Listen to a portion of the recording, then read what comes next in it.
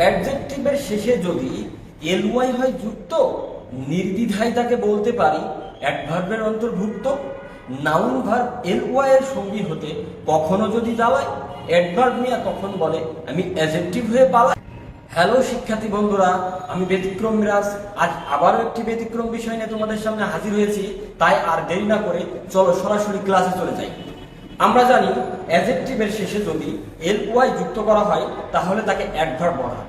যেমন অকেশনাল থেকে occasionally, general থেকে জেনারেলি, নর্মাল থেকে নর্মালি। তাই আমাদের প্রথম ছন্দ ছিল যদি অ্যাডজেক্টিভের শেষে এলওয়াই করা হয় যুক্ত, নির্দ্বিধায় তাকে বলতে পারি তাই অ্যাডভার্বের অন্তর্ভুক্ত। কিন্তু যদি ভার্ব অথবা নাউনের শেষে এলওয়াই যুক্ত করা হয় তখন আর অ্যাডভার্ব থাকে না, অ্যাডভার্ব তখন অ্যাডজেক্টিভ হয়ে পালায়। যেমন লাভ একটা ভার্ব, এর সাথে যদি এলওয়াই যুক্ত করা হয় তখন এটা আর অ্যাডভার্ব থাকে না, তখন এটা অ্যাডজেক্টিভ হয়ে যায়। অনুরূপভাবে ফ্রেন্ড একটা নাউন, কিন্তু ফ্রেন্ডের সাথে যদি এলওয়াই যুক্ত করা হয় তখন এই ফ্রেন্ডলি এই শব্দটা কখনো আর অ্যাডভার্ব থাকে না, কারণ নাউনের শেষে এলওয়াই যুক্ত করলে সেটা অ্যাডজেক্টিভ হয়ে যায়। তাই আমাদের ছন্দের দ্বিতীয় লাইন ছিল নাউন ভার্ব এলওয়াই এর সঙ্গী হতে কখনো যদি জ্বালায়, অ্যাডভার্ব নিয়ে তখন বলে আমি অ্যাডজেক্টিভ হয়ে পালাই।